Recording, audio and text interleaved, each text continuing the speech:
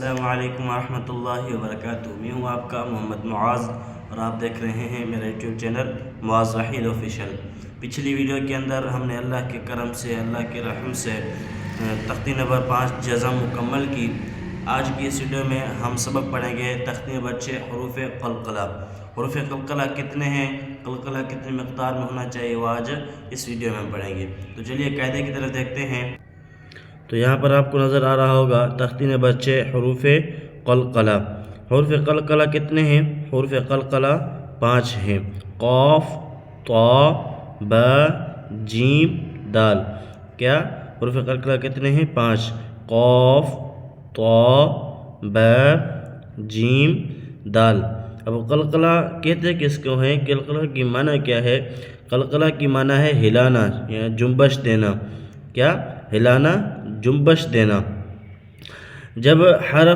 جب یہ حروف ساکن ہو تو ان کے مخرج میں آواز ہل جاتی ہے، یعنی یہ قاف، طا، با، جیم، دال، یہ جو حرف ہیں یہ اگر ساکن ہوں، جیسے آپ کو مشق میں نظر آ رہا ہوگا کہ قاف ساکن ہے اور پیچھے والا حمزہ جو ہے وہ حرکت والا ہے۔ تو اب اس کو جب ہم ملا کے پڑھیں گے، حمزہ قاف پیش اق، اس کے مخرج میں جو ہے آواز ہل چکی ہے، تو اس کی ہلنے والی آواز کو قلقلہ ہی کہتے ہیں۔ حروف قلقلہ میں 2 باتوں کا خیال رکھنا ضروری ہے۔ کتنے باتوں کا خیال رکھنا ضروری ہے؟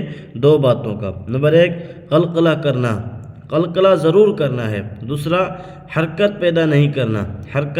حرکت کیسے پیدا نہیں کرنا؟ جیسے حمزہ قاف زیر اق، بس یہ وقفہ کرنا ہے، زیادہ ہلانے کی ضرورت نہیں۔ ہم جیسے بعض بچے یا بعض حضرات وغیرہ ایسے پڑھتے ہیں، حمزہ قاف زیر اق، ایسے نہیں پڑھنا، صرف حمزہ قاف زیر اق، بس اتنا جو ہے قلقلہ کرنا ہے۔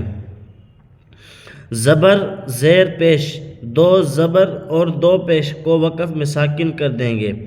یہ ایک الگ مسئلہ ہے، یہ آگے جا کے ہم اس کو پڑھیں گے۔ حمزہ قاف زبر اق، حمزہ قاف زیر اق، حمزہ قاف پیش اق، اس طرح۔ حمزہ طا زبر اط، حمزہ طا زیر اط، حمزہ طا پیش اط، حمزہ با زبر اب، حمزہ با زیر اب، حمزہ با پیش اب، حمزہ جیم زبر اج، حمزہ جیم زیر اج، حمزہ جیم پیش اج، حمزہ دال زبر اد، حمزہ دال زیر اد، حمزہ دال پیش اد،